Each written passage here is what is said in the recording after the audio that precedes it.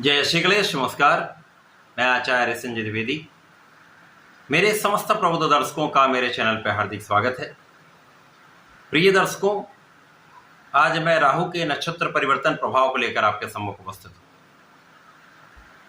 कलयुग के राजा राहु 8 जुलाई को जहां पर ये गोचर कर रहे हैं, मीन राशि में इनका भ्रमण चल रहा है। यहां 8 जुलाई को ये अपने नक्षत्र का परिवर्तन कर चुके तथा कर्म प्रधान देव शनिदेव के उत्तरा भाद्रपद नक्षत्र में प्रवेश कर चुके। अब चूंकि नैसर्गिक रूप से राहु और शनि का आपसी मित्रोत्त भाव है, जिसके कारण निश्चित रूप से ये परिवर्तन अत्यंत सकारात्मक रहने वाला है। प्रिय दर्शकों, राहु और केतु छाया ग्रह का अर्थ ही है ये जिस ग्रह के प्रभाव में होंगे, जिस भाव में होंगे, जिस ग्रह की राशि में होंगे, उसके अनुसार ही ये फल की प्राप्ति कराते हैं। अब क्योंकि राहु वर्तमान जगत में सर्वाधिक शक्तिशाली ग्रह हैं, रंग से राजा बनाने में देर नहीं करते, परंतु यदि ये कहीं पर कष्ट देने पर आ जाएं तो सर्वाधिक कष्ट भी देते हैं, भयानक संकटों का सामना करना पड़ता है। जब ये शनिदेव के मित्र के नक्षत्र में होंगे तो ये सकारात्मक परिवर्तन होगा, जो निश्चित रूप से शनिदेव के प्रभाव को कई गुना बढ़ाने वाला होगा। अब शनि के नक्षत्र में जा रहे हैं तो शनिवत राहु हो जाएंगे। ज्योतिष में कहा भी गया है शनिवत राहु है। शनिवत राहु का अर्थ ये हुआ कि ये जब शनि के नक्षत्र में जाएंगे तो शनि के प्रकार से ही इनका, शनि के ढंग से ही इनका व्यवहार हो जाएगा, तो शनि के बल में कई गुना वृद्धि हो जाएगी। जिस जिस भावों के स्वामी शनिदेव हैं, जिन जिन कारक भाव के स्वामी शनिदेव हैं, उन समस्त भावों का विस्तार हो जाए।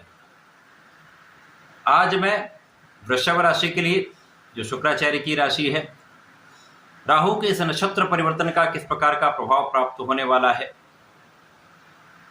किन भाव में वृद्धि होगी, इस समय में आप कितना लाभ लेने वाले हैं, संपूर्ण विश्लेषण मैं पूर्ण तर्क के साथ करने जा रहा हूं। अब वृषभ राशि के जो स्वामी शुक्राचार्य हैं वो राहु के गुरु हैं, तो यहाँ पर अतिमित्र का भाव हो जाता है। शनि और शुक्राचार्य का भी अतिमित्र का भाव है, तो वृषभ राशि के लिए तो अत्यंत विशिष्ट ये परिवर्तन रहने वाला है। तो राहु का ये नक्षत्र परिवर्तन जीवन में कुछ बड़े परिवर्तन कराने वाला है, सकारात्मकता लाने वाला है, तो आपके जीवन की गति को परिवर्तित करके महालाभ देने जा रहा है। इसका ये कारण है क्योंकि यदि हम अवलोकन करें तो वृषभ राशि के लिए शनिदेव आपके भाग्य के स्वामी तथा आपके कर्म के स्वामी। कर्म प्रधान देव शनिदेव जो कर्म क्षेत्र में ही गोचर कर रहे हैं, वक्री अवस्था में हैं तथा भाग्य के भी स्वामी हैं। राहु का गोचर आपके एकादश भाव में चल रहा है।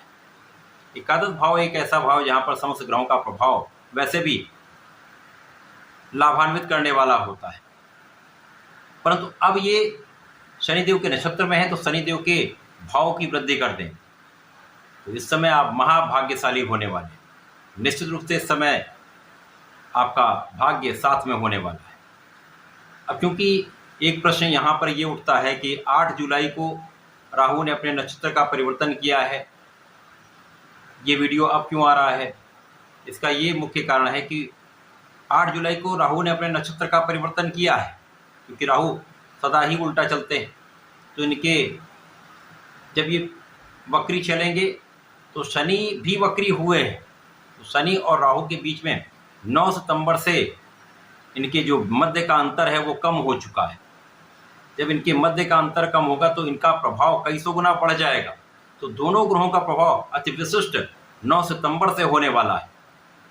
इस कारण से ये वीडियो आपके लिए मैं प्रस्तुत कर रहा हूँ कि 9 सितंबर से ये अति विशिष्ट स्थिति बन रही है, यहाँ राहु और शनि के बीच के अंतर कम हो चुका है और उसका एक सकारात्मक परिणाम आपको प्राप्त होने वाला है।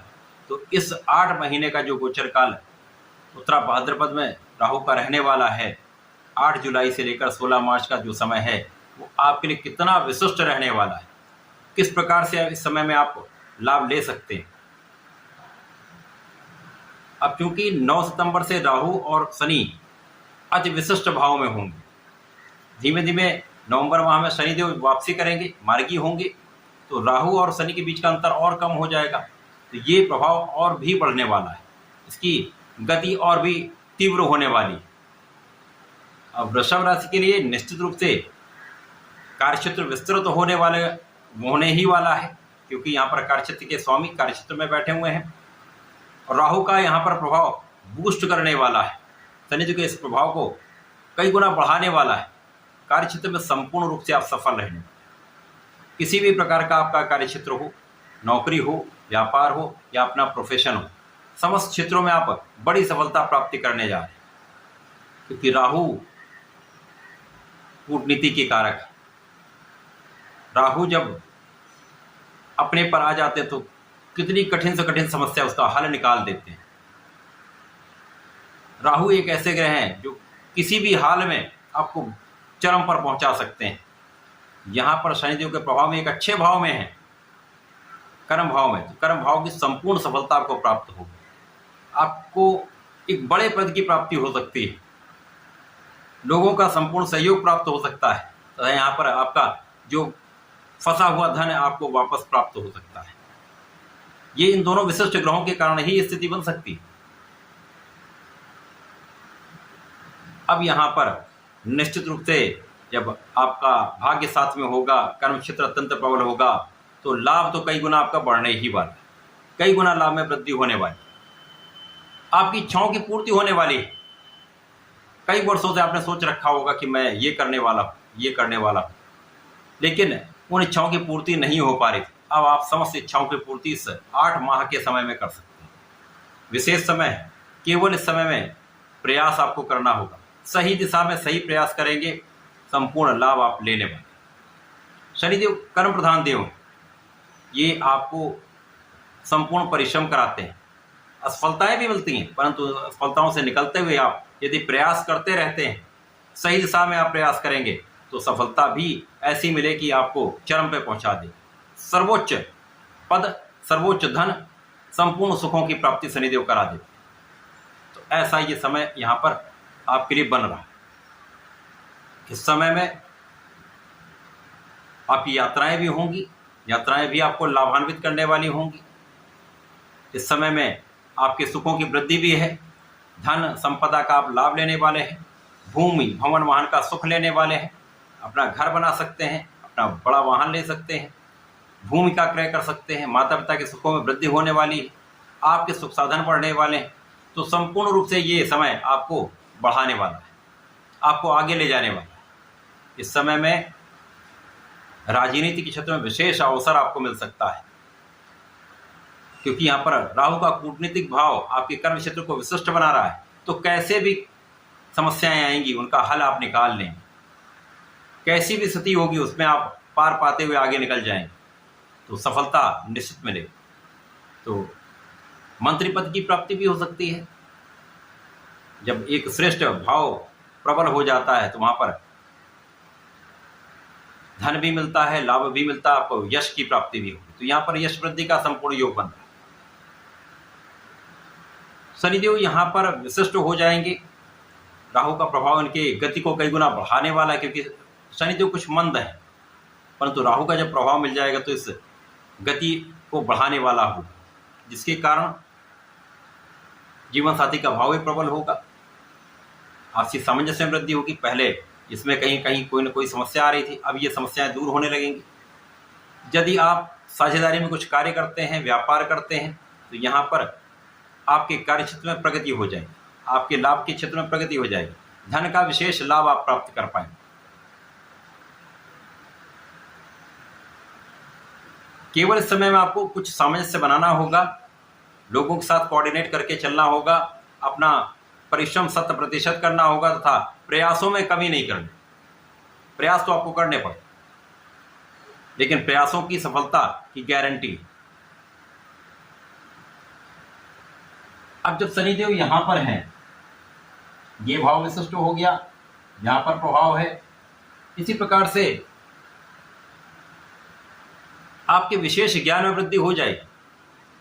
आपकी जो पढ़ाई में कम मन लग पा रहा था, लेकिन इस समय यदि आप प्रयास करेंगे, एकाग्र होकर अपने पढ़ाई में मन लगाएंगे, तो आप यहाँ पर सफलता की प्राप्ति करने वाले। किसी प्रकार का कोई बड़ा निर्बल भाव नहीं रहने वाला। तो वृषभ राशि के लिए राहु का नक्षत्र परिवर्तन 16 मार्च तक आपके लिए बड़े परिवर्तन कराने वाला है। ऐसे लाभ देने वाला जिसके बारे में आप सोच भी नहीं सकते। जीवन के एक सर्वोच्च शिखर पर पहुंचाने वाला ये समय है। बड़े पद की प्राप्ति कराने का समय है, बड़े धन का लाभ का समय है, सुखों की वृद्धि का समय है।